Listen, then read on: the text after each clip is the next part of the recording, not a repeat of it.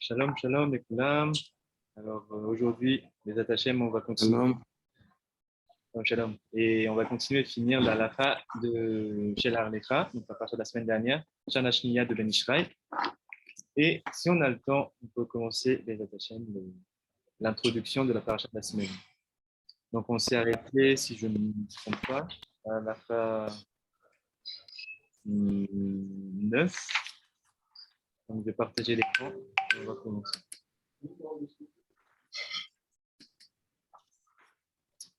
Okay. Tu vois l'écran? Si. Ok. Si. La RA9. Bah, du coup, je te laisse lire. Comme ça, on peut. D'accord. Tu peux lire en français et D'accord. essayer de traduire des attachés en anglais. Ok, d'accord. Shalom, shalom. À la RA9. Rabbi. Yeah, shalom, Harav. So we continue the Halakhot from Shelakh Lekha, Shana Shniya, from Ben Yishai. And Bezat Hashem, we will finish it and go to the halakha of the week. Right. So, Rabbi Yehuda, si tu veux commencer. À la RA9. Même lorsqu'on n'a pas mangé de viande proprement dit, mais seulement un aliment dans lequel a cuit la viande ou même de la volaille, il faut attendre 6 heures avant de consommer des laitages. Et il faut attendre 6 heures même s'il s'agit d'un bouillon clair. Voir Beth Yosef et les autres aronymes. Quelqu'un qui mâche de la viande pour un nourrisson doit également attendre 6 heures, même s'il ne mâche qu'un aliment qui ne contient que de la graisse de viande, car on ne fait pas de différence, mais il est inutile d'attendre 6 heures si on a seulement goûté l'aliment et recraché immédiatement. Et il en est de même si on a seulement pris un morceau de viande sur la langue et qu'on l'a tout de suite ressorti entier. À plus forte raison, n'est-il pas nécessaire d'attendre 6 heures si c'est de la graisse qu'on a seulement goûté et qu'on l'a immédiatement recraché? Voilà. Okay. C'est bon. Alors, si tu as des questions déjà, je pense que c'est assez clair, mais si tu as des questions, n'hésite pas. So, in English, it goes like this, halakha 9, sorry. So, even if we didn't eat a meat and nutriment that have been cooked with, sorry. I'm going to try again. Even when we didn't eat meat, but only a food which have been cooked inside an aliment where it have been cooked in a pot where the pot is from meat, and even with poultry meat food nutriment, we need to wait 6 hours before eating dairy food. Okay, so it is even though we just we're gonna say drink how we say bouillon, like a soup came from meat, so we need to wait 6 hours. So someone who chew meat for a newborn, he also need to wait 6 hours before eat a dairy food. So and then he continues like this. Sorry, I just up here. Here and even though someone who eats only the fat part of the meat, he also need to wait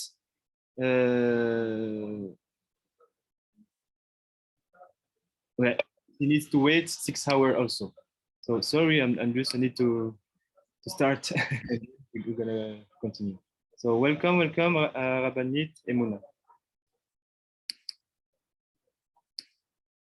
Okay, so we continue, but it's not necessary to wait 6 hours if we just we just taste the food and we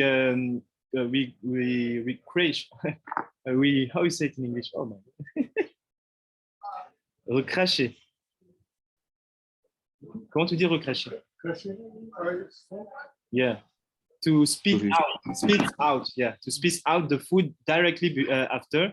If we just spit out, yeah. So when we just taste the food and then we spit out the food, we don't need to wait 6 hours before before having a dairy meal. Okay, dairy, not dairy, dairy. No, sorry, dairy, not dairy. It's not my first language, so bear with me, please. And it's the same case if we only take a little part in our tongue, and then we spit it out directly after. So, and I think, yeah, this one I don't know how to. No, not I don't know. I'm gonna try to translate, and à plus forte raison. Moreover, even more so, moreover, it's not necessary to wait 6 hours if it's about the fat part of the meat. Yeah, just the part. If you test it and you spit it out, this is the only condition. But we don't need to wait. Okay. Whew. I'm gonna start with the question. So now, Alara 10. Je lis et après tu vas lire le suivant, Rabbi Yehuda, si tu veux bien. D'accord, il n'y a pas de souci. Donc, il est bien qu'il soit permis de consommer du lait 6 heures après avoir mangé de la viande, il faut auparavant débarrasser la table sur laquelle on a mangé la viande et réciter la baracha, la Birkat Hamazon pour ce repas. 3 conditions sont en effet exigées avant de pouvoir consommer du lait après un repas de viande. Alors, la première, c'est attendre 6 heures, débarrasser la table et réciter la bénédiction de conclusion. Lorsqu'on a mangé de la viande sans consommer du pain et sans s'asseoir à table, on récite la bénédiction finale et on attend 6 heures. Voilà. So, in English, he says like this. Even though it is permitted to eat the dairy food 6 hours after we ate meat food, okay, we need for first we need to, before to start to eat the dairy food, we need first to clean the table and then to do the Birkat Hamazon. Indeed, 3 conditions exist. So before we eat dairy food. So the first one is to wait 6 hours. The second is to clean the table, and the third is to recite the Birkat Hamazon. And when one eats meat meal without bread and without sitting on the table, he need to recite the bracha acharona, which is the Birkat Hamazon. No, not here the Birkat Hamazon, but the bracha acharona. Here is the Borei Nefashot, and we need to wait 6 hours before. So, is there any question? And if not, Rabbi Yehuda, you can continue the Halacha 11. Tu peux faire du coup le Halacha 11. C'est bon. Halacha 11. On peut se montrer moins strict pour un malade, même sans danger, et il lui suffira d'attendre 1 heure entre la viande et le lait. Mais il faudra d'abord débarrasser la table et réciter la Beracha Birkat Hamazon. Okay, so here the Halacha 11, it says like this, that we can be less strict about a person which is sick, even if his life is not in danger. We just need to he would just need to wait 1 hour between the meat and the dairy food. So, but after you need you need to clean the table and recite the Birkat Hamazon in between the two meals. Okay. So, halakha 12. Oh. Rabbi, Ken, oui.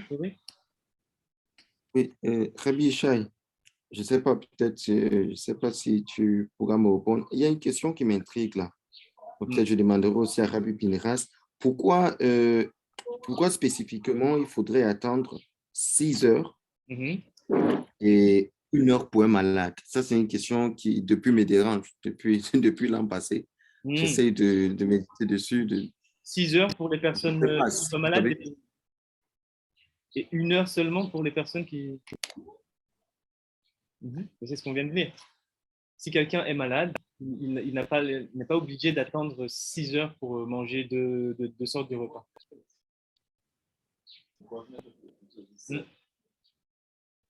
Non, en fait, la question se porte sur le nombre. Pourquoi 6 et là 1? Si la personne est malade, il est permis de 6 heures comme ça pour qu'il puisse. Je pense que pour répondre à un premier niveau de réponse, c'est comme a dit Rabbi Zohar, c'est en effet, la personne est malade, on ne va pas à partir de ce moment-là, on va dire que il faut.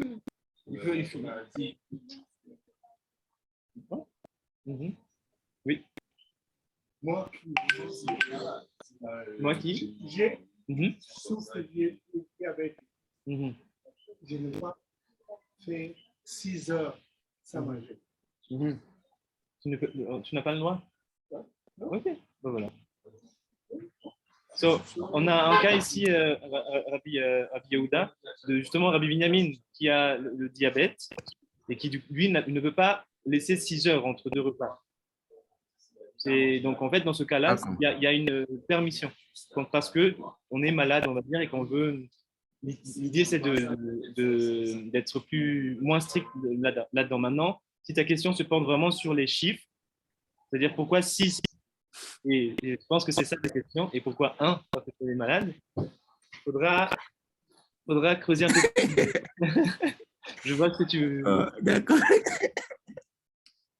Je demanderai à Rabbi Pinras. J'ai une petite idée, mais il faudra peut-être confirmer d'abord sur la différence. Oui. Ok, so we're going to continue. Halakha 12. Sans se laver les mains ni rincer sa bouche, il est permis de consommer des laitages immédiatement après avoir mangé un aliment cuit dans une marmite de viande. Et contenant aucune viande, même si cette marmite est bat yoma, c'est-à-dire qu'on a fait cuire de la viande au cours des 24 heures précédentes. Cela est autorisé même dans le cas où cette marmite n'a pas été lavée très soigneusement après usage. Il est toutefois recommandé de se laver les mains dans ce cas et de se nettoyer la bouche et la rincer. On pourra alors consommer immédiatement les laitages. Mais cela n'est valable que si le contenu de la marmite est 60 fois supérieur aux résidus de viande qui y sont restés. Sinon, il ne suffira pas de se laver les mains, se nettoyer la bouche et de la rincer. Il faudra attendre 1 heure au moins avant de consommer les laitages.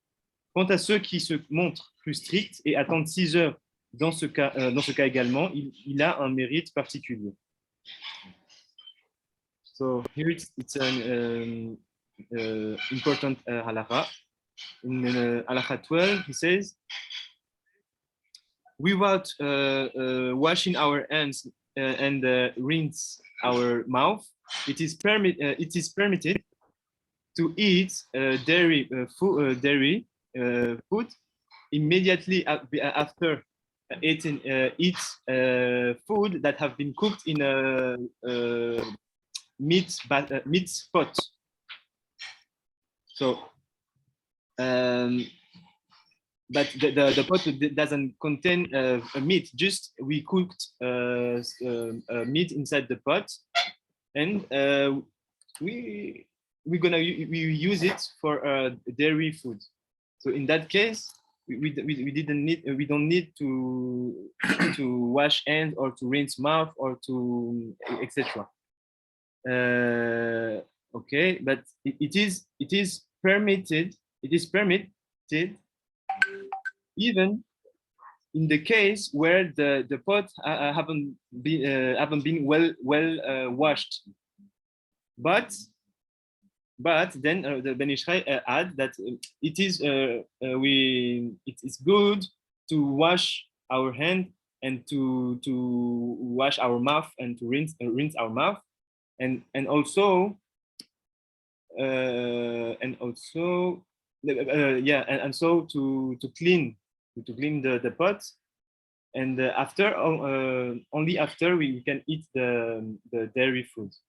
So there's this halakha. He said that some there are some people which are will be more strict about this halakha, but if according to where we at our progression in Torah, there's some place.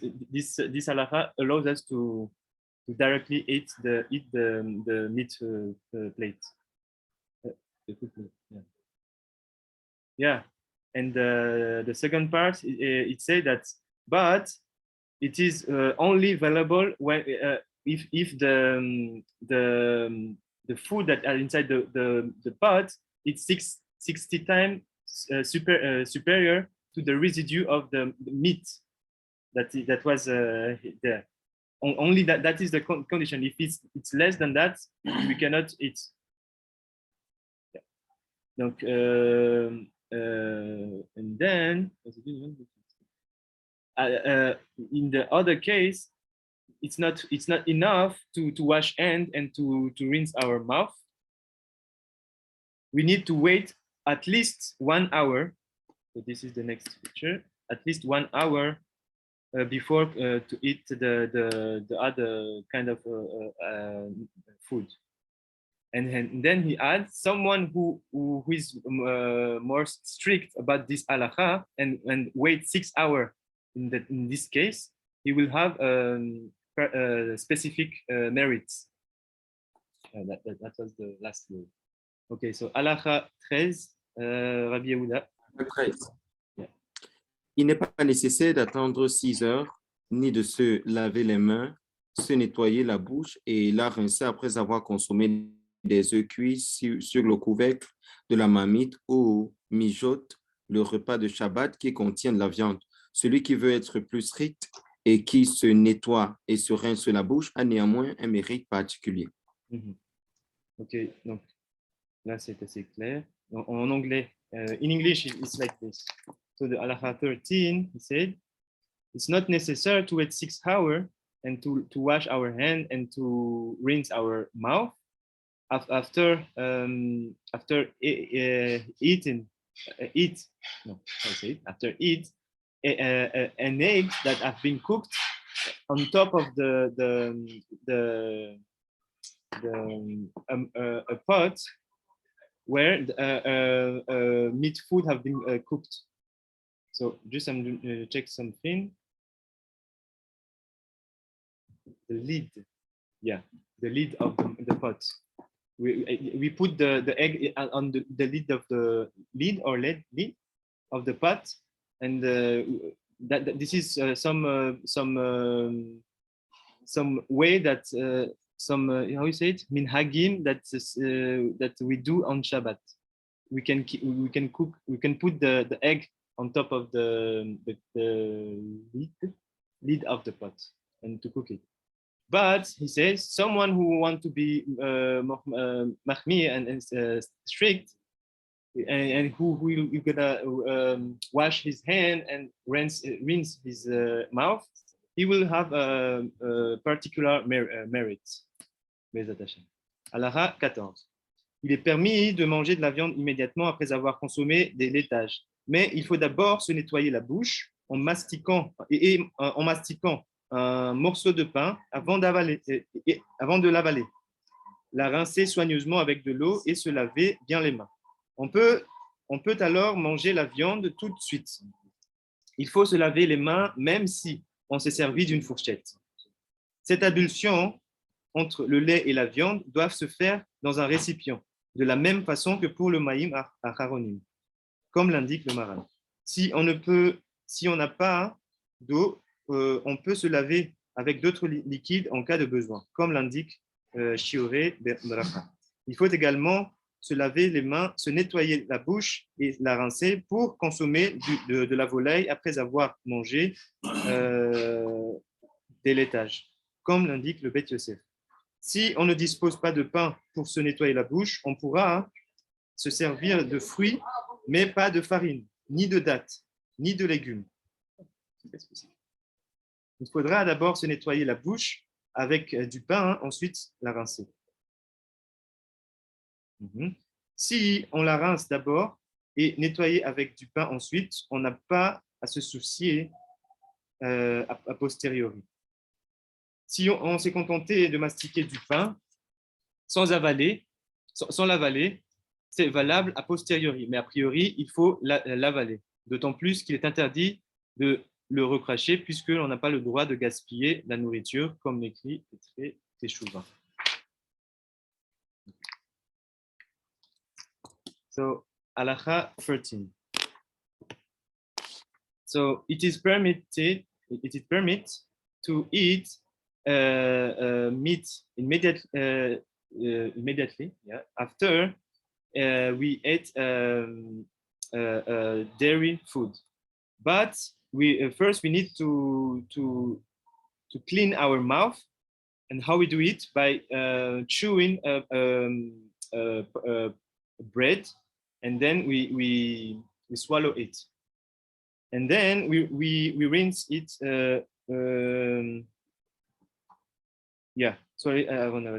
La rincer soigneusement avec de l'eau, and then we rinse second time our mouth before swallow the water.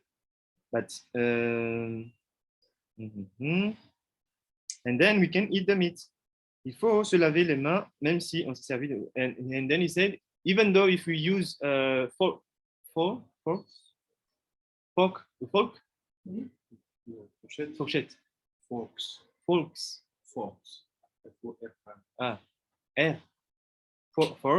and even if we use a fork to eat the meal, we need to wash our hand before, and then how we do this washing hand. So it's like the Ma'im HaChachonim. So Abib Yehuda, do you know how we do the Ma'im HaChachonim? Est-ce que tu sais comment on fait le Ma'im HaChachonim?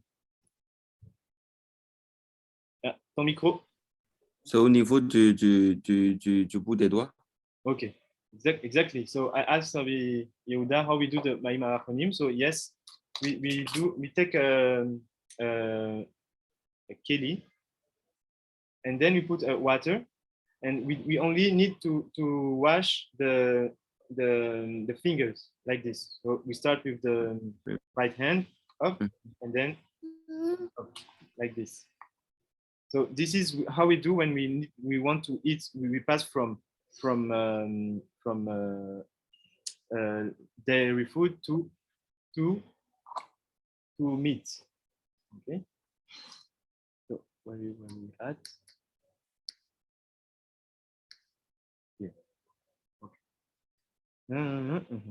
And if we don't have water, we use another type of liquid if it is needed, and then we also have to wash hands and to rinse our mouth before start to eat a chicken, yeah, because it's considered like as a meat also.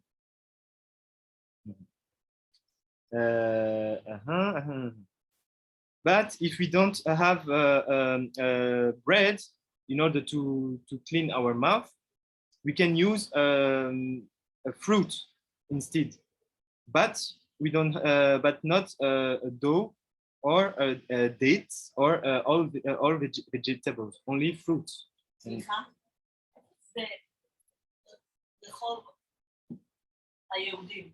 היהודים זה זה הרחוב ישר שמאלה. ניכנס שם? כן, ישר עד הסוף, ושמאלה זה היהודי. תודה רבה. בשמחה. So, and then he said, il faut d'abord se nettoyer la bouche. We first need to rinse our mouth with bread and then rinse it with water. But someone who did the opposite, that does mean that he rinsed first his mouth with water and then clean it with the bread. But so afterwards, it's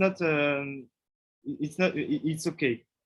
And then he said, if one just chew a bread without swallowing it, it's also okay afterward. But he said that it is forbidden to spit out the bread because it's like how you say in tashrit, you gaspillage. Waste. It's a waste. Yeah,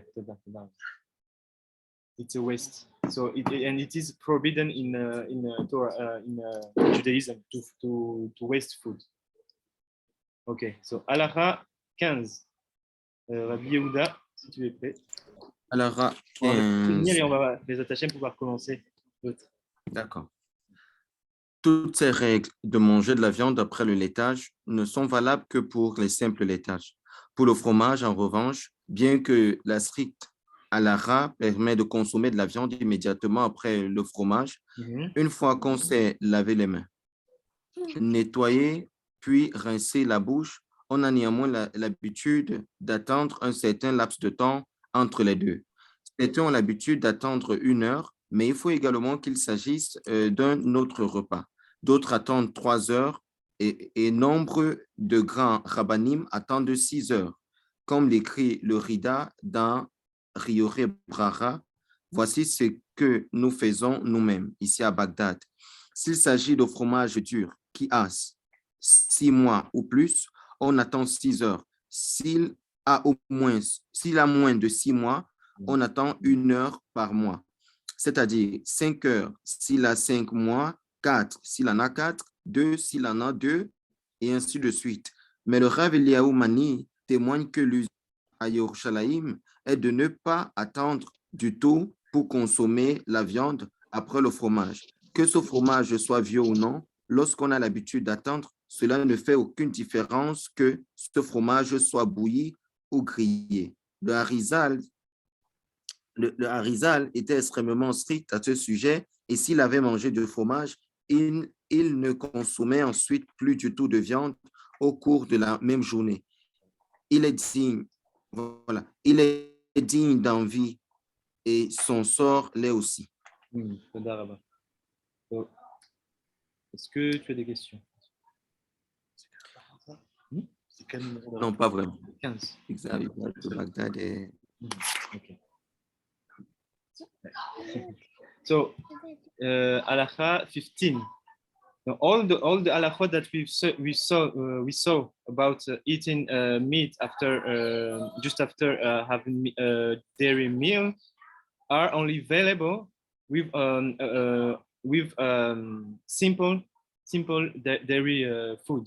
But when it comes about the hard how you say cheese that is really it's a hard one. Comme ça qu'on dit. The halakha, even though the halakha permits to eat meat immediately after having a cheese, and after we just rinse our hand and rinse our mouth, etc. Here, as Ben Yishai said, we have the habit to wait a certain lapse of time between the two.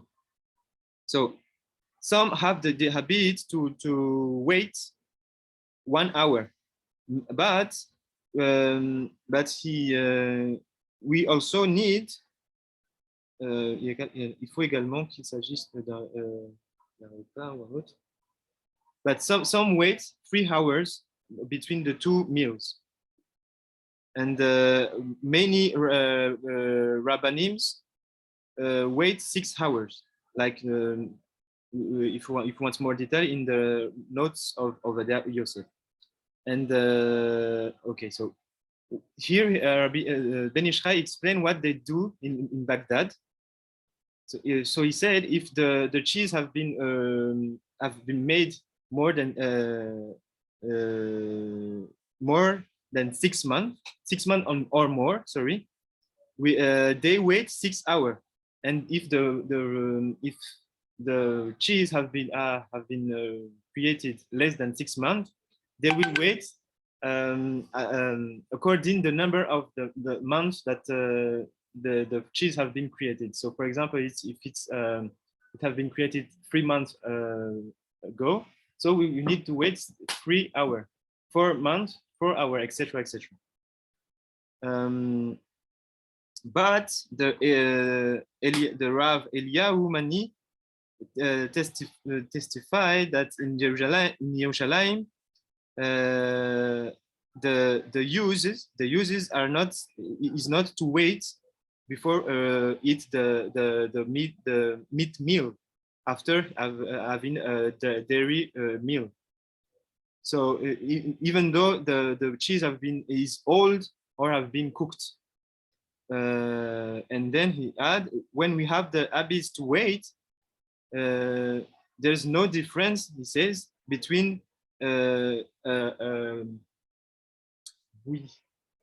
mixed boiled cheese or if it was been grilled. So, and then he quoted the minhag of Arizal. So he said the Arizal was extremely strict about the subject, and he have the habit after he ate a cheese meal or a cheese meal. If you eat a cheese meal in a day, you will wait the next day before eat the food meal. So, and he said, and he add something like this: someone who do this, we are really digne d'envie et dans son sens. He has a big merit. Really, it's a big one.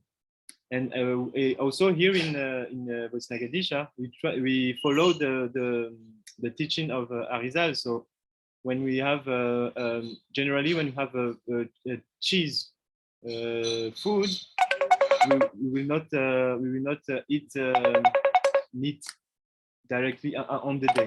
We're gonna wait the next day. Je vois même pas le. Ah. Okay. So, Bezat Hashem, we have 2 more Halakhot and Malacha left, and we can continue the next parasha. Bezat Hashem. Okay, so Halakha 16. Il faut attendre 6 heures pour consommer du lait après avoir mangé de la mamelle. Lorsque, au contraire, on mange de la mamelle après avoir consommé du lait, les règles sont les mêmes que pour la viande. So, how we say it already? I noted.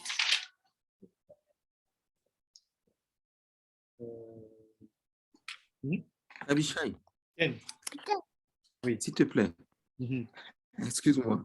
Oui. Ma question est banale, mais c'est quoi la mamelle dans ce contexte? C'est la viande qui, en fait, c'est la mamelle. Je ne sais pas comment t'expliquer, c'est le pis de la vache, là où en fait le lait sort. Et en fait, d'accord. Il y avait toute une halara qu'on avait vue la semaine dernière sur cette partie-là de l'animal qui est consommable, mais il y a beaucoup de règles à respecter avant de pouvoir le cuire. Donc, je te renvoie à la Halakhot, je crois que c'est à la Halakhot de 5, il en parle, c'est plusieurs Halakhot. Attends, c'est directement après d'ailleurs en fait. C'est la Halakha 2 déjà, on parle. jusqu'à à la fin 5. Sorry. Ah, même jusqu'à 7. Mais tu verras. Il faudra que tu lises. Mais oui, c'est cette partie-là de l'animal. So in English, the Halacha 16, we have 2 more, and then we're going to pass to the introduction. So he said, we need to wait 6 hours before eating a dairy food when it's about the mammal. I think we're going to say the udder. This is the term, the udder. And when we first eat the udder after we had the dairy meal, the rules are the same as other meats.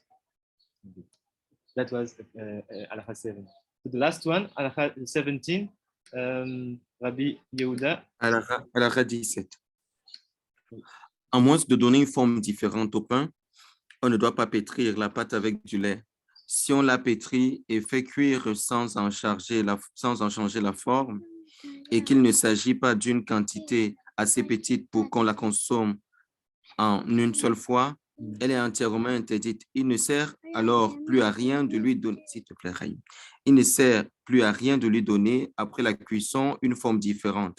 Et il ne servirait à rien non plus de la repartir entre différentes personnes pour qu'elles la terminent en une seule fois. Elle est en effet devenue, une fois cuite, interdite par décision de nos sages. Ici à Bagdad, nous confectionnons des samboussak, genre de chaussons, fourrés au fromage, sans leur donner une forme différente de celle des samboussak aux noisettes et sucre. En revanche, nous donnons ici une forme différente aux pâtes pétries, au beurre et au lait, même lorsque nous n'en confectionnons qu'une petite quantité destinée à être consommée tout de suite, et c'est une bonne habitude. Nous avons cependant aussi l'habitude de confectionner des pains au lait pour les vendre au jour le jour. On en fait une grande quantité à la fois et on leur donne également une forme différente afin qu'il soit évident qu'il s'agit du pain au lait. Or, Maharit interdit de pétrir la pâte avec du lait si c'est pour la vendre, même si on lui donne une forme différente avant de la faire cuire, car il faut redouter qu'un étranger ne s'y trompe. Il me semble toutefois qu'on puisse trouver une justification à cette habitude pour le fait qu'une pâte au beurre est identifiable à son odeur et qu'il existe plusieurs doutes à ce propos. On peut dire que Maharit ne l'a pas interdit lorsque l'odeur permet de reconnaître qu'il s'agit d'une pâte pétrie au beurre. Voilà. Voir Mizmor les David qui rapporte cet usage de vendre cette pâtisserie dans sa ville, pourtant riche en décisionnaires et en haramim, et explique qu'on l'autorise parce qu'elles sont reconnaissables à leur odeur et à leur goût. On verra aussi Peri Tohar qui explique qu'on peut permettre de vendre parce qu'il existe plusieurs doutes à ce sujet. Alors, est-ce que tu as compris tout la halakha? Si. Ah, ouais. Ok, alors, je vais essayer de traduire en anglais. Okay, so here the last halakha. So he said, unless we give shape to bread, we are not allowed to knead a dough with a milk. So and if we knead and cooked without giving a specific shape to this to the bread, and his quantity and his quantity is not enough small to eat it in one time, it is entirely forbidden to eat. And afterward, it's not. It doesn't matter if, even though after we're gonna give him after if it has been cooked, if we give it a shape, because we had to give a shape of this dough before we cook it. And he said also, and also it's not necessary to cut it in part and give it to many different people for them to eat. And because at the when we act like this, they can eat it at once. No, because the bread when it has been cooked, it had the same shape as a normal bread. Sorry. And then, so he said, once the dough has been cooked, so it became a bread, and we didn't give shape to it, it is forbidden by our sage. And then he said, in Baghdad, they have the habits to cook a food called sambosak. It's like a samosa in the North Africa. So it's a kind of dough that you fill with cheese. So they have this habit to cook this, and they give them a specific form, shape, in order to be distinguished with other meat, other food that is not cheese. Cheese. And here he says also that in Baghdad they have also the habit to give a specific shape for all the doughs that have been kneaded with butter or with milk, and even when they form this dough in a small quantity in order to be eaten in one bite. But and they also have the habit to cook a bread, a milk bread, the pain au lait, and to sell them at the same day. And they cook them in a big quantity at this in once, and they gave them a specific shape. And then the Ma'achid say that it is prohibited to knead a dough with a milk, even if it's for sale, to sell them. But jusqu'à quelle heure? Parce que ça va être un peu décalé. Tant que tu veux. Okay. But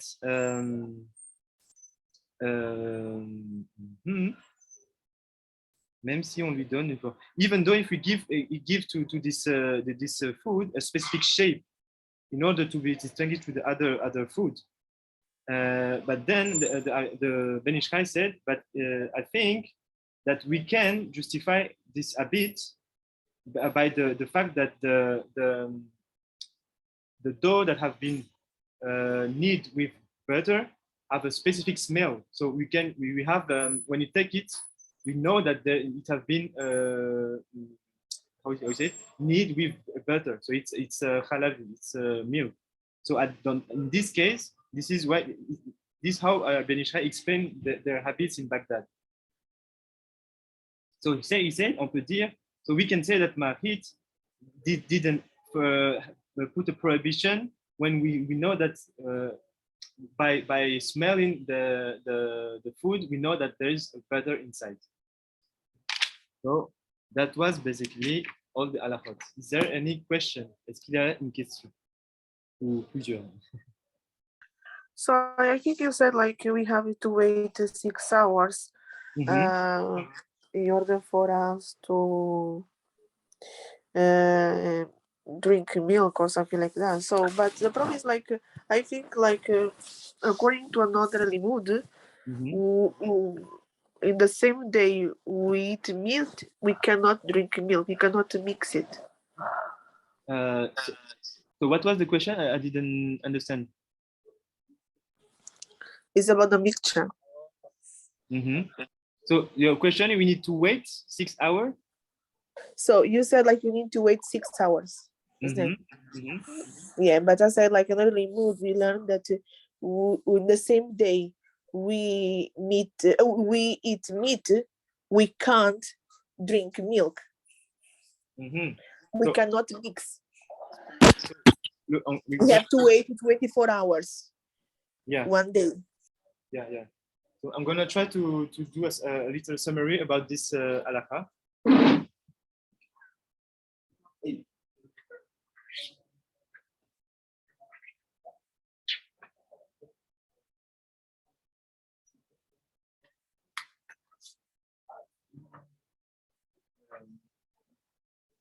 This is the way to how you do like this. So when you have first a meat meal, okay, meat, you have to wait. It's an obligation. Wait 6 hours before eat dairy. How you say? So you dairy like this. Do you see?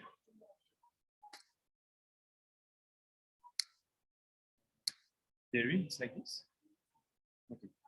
So we need to wait 6 hours. And then we have the second case where we first ate the dairy food. Dairy food, yeah. So there is two kind of things. If the food was liquid or something really, the term is where we're gonna say if it's milk. We're gonna say it's milk, okay? The halakha allow, so it's a halakha file to eat meat immediately, but you need first to. We're gonna say immediately here.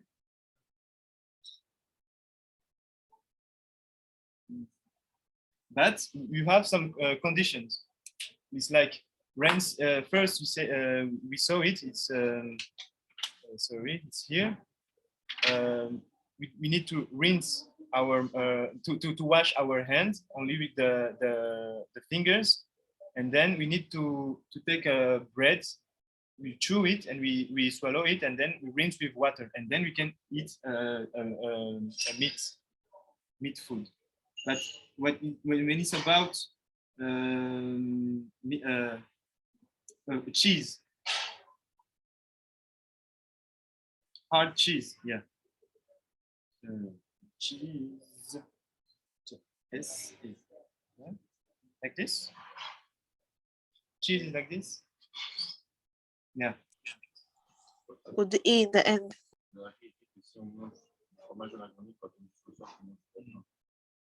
Là, le Yishai dit 6 heures. La dernière fois, on avait dit non, comme c'est juste ça qu'elle a pas.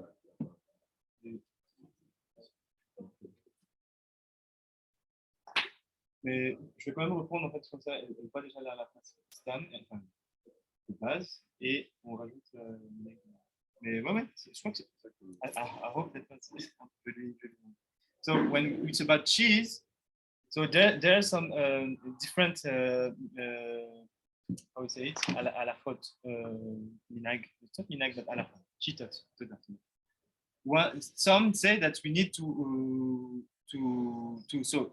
rinse our mouth and do the washing, the hand washing, and then we can eat. Some say that they have to wait out 1 hour. Some say 3 hours, and some say 6 hours before.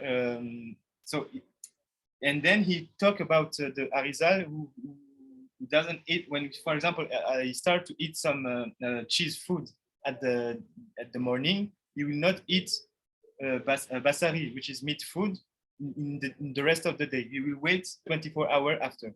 So here in Bosnia Gadisha, we follow the shita of the Arizal, but that was the main halakha about milk and cheese. So your question was?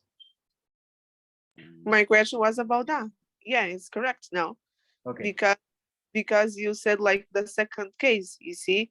Yes. And with the Rabbi Shimon, we learned that it must be 24 hours. Mm-hmm. Yes. Until the night. Also, so Rabbi Shimon gave the precision. It's not for 24 hours, it's the night. So for example, if you ate at 10 a.m., you need to wait the night. So after Shkia, after Tzet HaKoravim. After Tzet HaKoravim, you can eat meat food. Mm-hmm. I hope is that answer to your question? Yes. Oh, no. Okay.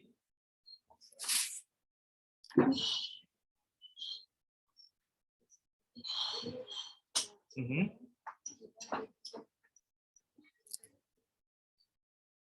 Mm-hmm.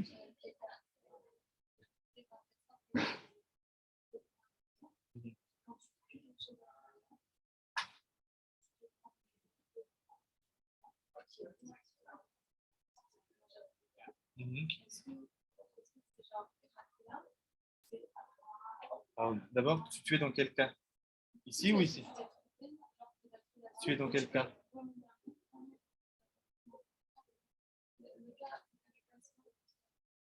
Alors, tu es Bassari d'abord de base ou pas? Ou Halavi? Non, parce que ça change ce que tu dis.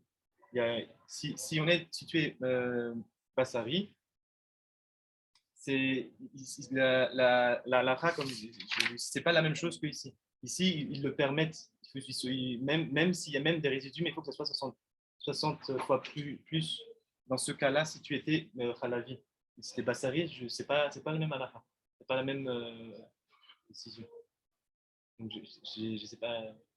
Du coup, ta question, c'est quoi?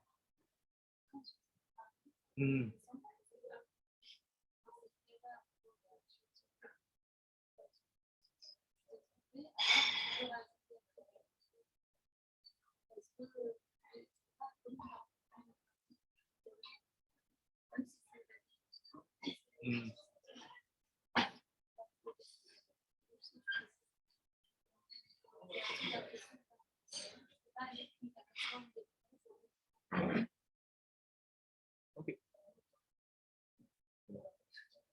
Mais ok. Tu peux poser? Ouais. Il faut dire parce que des fois, les gens, s'ils ne comprennent pas ça, ils peuvent prendre d'eux-mêmes des marmites. Comme ça, ils pensaient que. Ok. Alors, en anglais. Alors, donc la rabbinite Sarah a précisé quelque chose d'important. C'est, si j'ai bien compris, donc là je vais essayer de suivre. Lorsqu'on utilise, en fait, on avait parlé d'un cas où la marmite était viande et qu'on ne s'est pas servi pendant 24 heures. Okay. Et maintenant, on a utilisé un plat de lait. On l'a utilisé pour un plat de lait ou même quelque chose de parvé, mais on va rajouter du lait dedans, enfin après. Donc du coup, la précision, c'était que en fait, dans ce cas-là, ce n'est valable que les atrilas, c'est-à-dire après coup.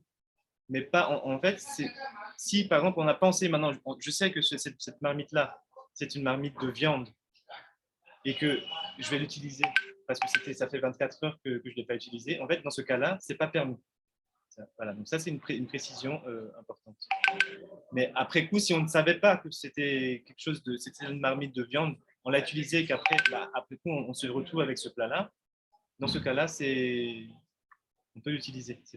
On ne va pas jeter la nourriture est autorisée. Voilà.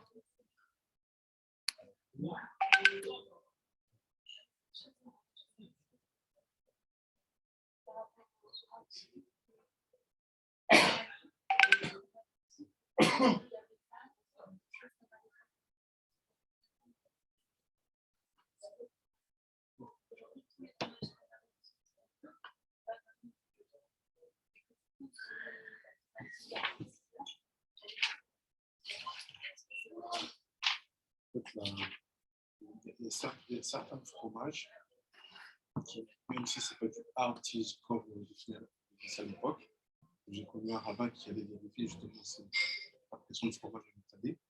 Il disait que comment tu peux ça, c'est un fromage de hard cheese, c'est tu prends quand tu es en train de le fabriquer, tu le prends, tu le jettes sur le mur. Et s'il se colle, et qu'il ne tombe pas dire qu'il se colle, ça s'appelle hard cheese. Il y a une marque comme ça. Donc il dit, c'est pas tant hard cheese, c'est on pense qu'un fromage il va être dur, qu'on a d'autres dessus. Voilà. Non, je prends le fromage, c'est une mal dit, et jette-le sur le mur, tu vois qu'il colle un petit peu, il ne tombe pas directement, il est hard cheese. Donc de là, on considère que même si je prends de la vache qui rit, si je prends une pointe de vache qui rit, si je le jette sur le mur, ça colle. Et donc ça, c'est du hard cheese aussi. Alors que la dôme, Donc, non, la dôme, elle colle pas. Voilà.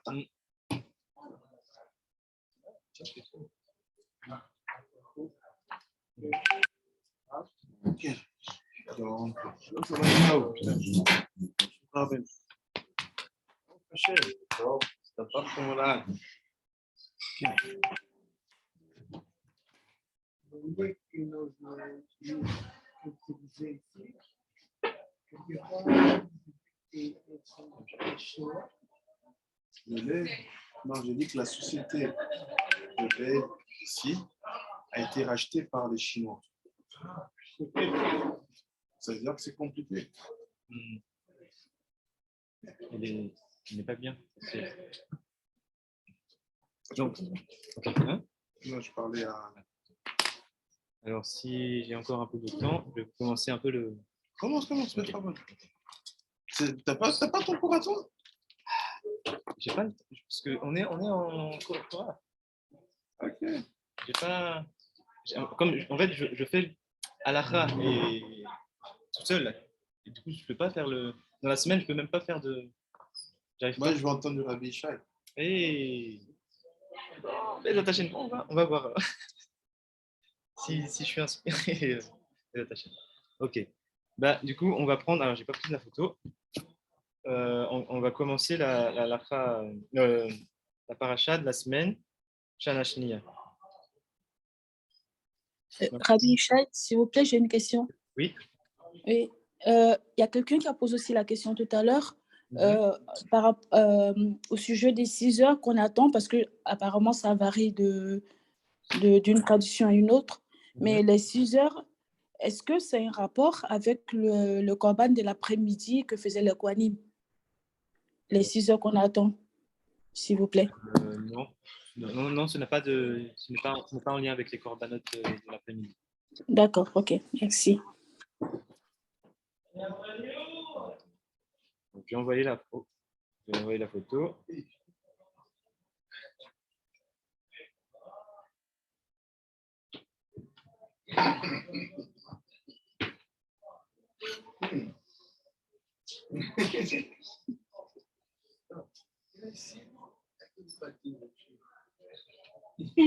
Pire qu'un vote.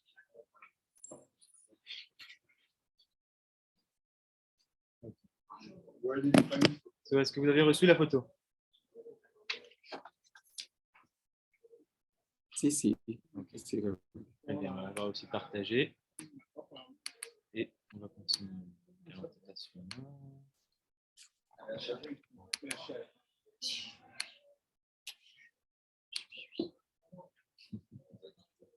Faire un rapport express pour les secondes comptes de Sfirata Omer. Je vais faire qu'un vote, on va voir. Oh. Ok. Donc ici, c'est la Halakhot sur tout ce qui est le mélange interdit, les ustensiles, les ta'aruvot. Donc le Ben Yishai commence comme ça avec ce pasouk. Vayotse perach veyatzet tzitz vayigmol shekedim. Donc c'est dans Bamidbar Yud Zayin Kaf Gimel. Alors je vais lire d'abord en hébreu et de traduire les attachements. Il explique. Ine noda mipshat המקרא כי באותו מטה היה חלק אחד ממנו יש בו פרחים וחלק אחד ממנו נראה בו ציץ, ובחלק אחד ממנו נראה בו שקדים גמורים. והטעם שהיה בו שלוש חלוקות אלו, נראה לי בסייעתא דשמיא לרמוז על קדושת כהונה של אהרון וזרעו, שנוהגת בשלושה מקומות שהם זה למעלה מזה בהדרגות, והן אחד העבודה שהיה במשכן, ועל זה ירמוז הפרח כי המשכן סופו נגנז ולא היה לו מקום ניכר וירוע. והשני עבודה שהיה במקדש הראשון שהיא היה במקום קבוע וקדושתו לעולמים, אך היה בניין בשר ודם. והשלישי הוא עבודה שתהיה בבית השלישי במהרה בימינו אמן, שהוא מעשה שמיים וקדושתו למעלה מקדושת בית הראשון, ובכולם הכהונה היא לאהרון הכהן עליו השלום ולזרעו. ולהיות כי זכינו לעבודת הקורבנות בזכות התורה שכוללת שלושה מינים מצוות שהם מצוות חוקים ומשפטים ככתוב, שהם מצוות חוקים ומשפטים ככתוב, זאת התורה לעולה למנחה וכו'. Alors, d'abord, le passage que Ben Yishai a pris, c'est le passage sur le bâton, le maté de Aaron. Alors, qui c'est qui connaît ce passage? Je pense que Rabbi Yehuda, tu te souviens du shiur de l'an dernier? Oui, ok. Alors, Rabanit Emouna, est-ce que vous situez ce passage-là? De quoi on parle? Au sujet du bâton de Aaron. Qui, qu'est-ce qui s'est passé avec ce bâton? De quoi? Pardon? Qu'est-ce qui s'est passé avec ce bâton? Le bâton d'Aaron, il a, comme on dit ça déjà, qui a bourgeonné, qui a fleuri et qui a fait des amandes. Des amandes, voilà. Donc c'est parmi les bâtons de toutes les Shebatim, c'est celui de Aaron qui a fleuri en fait, effectivement. So here for Banit Elisheva, we are talking about the specific the pasuk in the Bamidbar on Yud Zayin, so 17 pasuk Kaf Gimel, so chapter 17 pasuk 23. So it talks about the stick of the Aaron, where there was some flower came out, blossom. No, blossom it's bourgeon. Bud. Oh, ouais. Blossom or bourgeon? Yeah. Blossom and blossom and an almond came out also from here. So here the Ben Yishai explained like this. He said that the four things that happened to this stick of Aaron, they are connected to the kedushat kohanim. L'irmoz al kedushat kehuna of the priest stuff. We can say like this. Donc ce que je disais, c'est que en fait les trois choses qui sont passées sur le bâton de Aaron sont un remèze de la Kedushat par rapport à ce que font en fait les Kohanim. Donc, et Kohanim, et donc du coup Aaron, parce que Aaron c'est c'est celui qui représente le Kohen, et aussi ses descendants. So, and then he said, comment c'est connecté? En fait, ils sont connectés aussi à trois moments de l'histoire dans par rapport à la Kohanim. Comment expliquer ça? Par rapport au Kohen. La première, c'était quand les Kohen a travaillé au Mishkan. Donc, le Mishkan, c'était la tente d'assignation en français. Et après, la deuxième, le Ben Yishai connecte au premier temple qui a été construit. Et le troisième a été connecté. Le Ben Yishai dit que c'est par rapport au troisième temple qui sera construit Bezat Hashem très vite. Donc, so in English, the Ben Yishai connect and explain that the flower that appears in the mate of the stick of Aaron is connected to the Mishkan, which is the tent of assignation when they were in the desert. And all the stuff that the Kohanim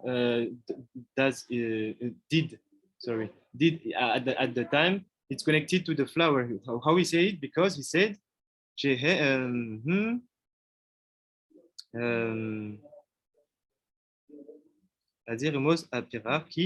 because the perah, the flower, it's spread out, and then at the end of the day it's closed. So there is a time where it's the same thing that what they did on the desert with the tent of assignation, where they need to, when you arrive in a certain place, they need to build it, and when they have to go to the next station, they close, they wrap them up, and they work. So this is the connection with the flower. And then he said, Ve'asheni avodat shehaya bimkom b'mikdash rishon. And the second is connected to all the avodah of the work that have been realized at the first temple. How we say it? Who haya b'makom kavua uktushato leolamim. And he said that because this place, when we had been built, is kavua. Oh, it's a high kavua. Sorry, just need to check something. They have been fixed. It's a fixed place. It's not. It's an opposite to the Ohel Moed. It's a fixed place, and he's the kedusha that came out from him. It's for leolamim,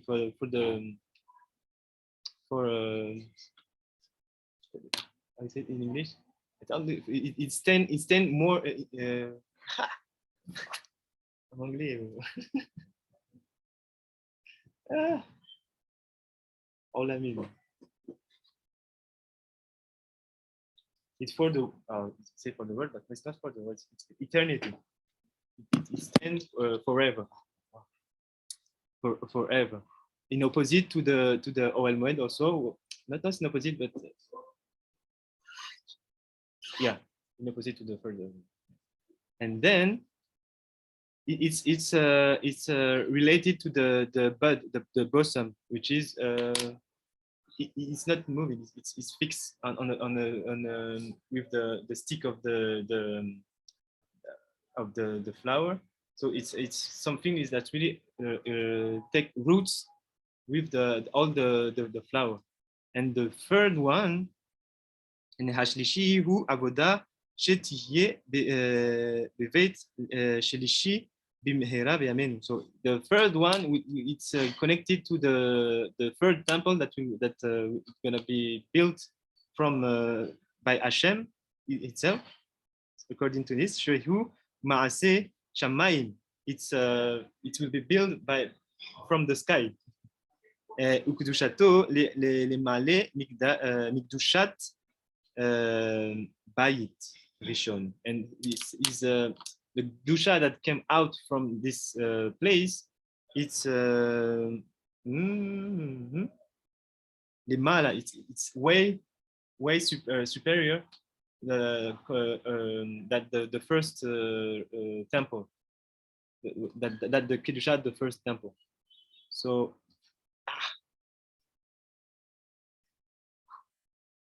it's I think I have no. I'm gonna stop here because the time is running, and Rabbi Finras will start soon. So Bezat Hashem, I'm gonna continue and add more things from my own next time, and we're gonna also go to the Halakhot, but it's really because I'm doing alone the Shanashnia. I don't have many time because I need to next to how say to go from the introduction and the Halakhot. So next time I'm gonna try to do it on time and to divide my time in two, so that I have also my own chidush Bezat Hashem with the limud. So if there, I'm gonna stop there. If there is a question, don't hesitate, and if not, Shabbat Shalom, and see you Bezat Hashem next week with the help of Hashem. I have a question about the connection of the flower. Yeah. Yes, go ahead. Can you explain it, or you can explain another day? It's fine. So what to explain the connection? Yes. Yeah. So the connection the Ben Yishai had, it said that the flower. What is the particularity of the flower? It's when the day comes, the flower open in order to take profit from the sun's ray, and then at the end of the day it closes. Okay. So he said it connected to the first place where the Kohanim worked. What is this place? It's the Ohel. The Ohel is the tent of assignation when they were at the desert. And how they did it? It's there are many stations that the Bnei Israel went when they were on the desert, and at each station, the Kohanim and the Leviim had to build the Ohel. So it's like, okay, you build it, the flower open, and then when they have to go to the next station, they needed to wrap the Ohel and then go to the next station. So it's like the flower when it's open and it's closed. So they build it and then they wrap it up and they go to the next station. So that was the explanation of the Ben Yishai. Okay, thank you. You're welcome.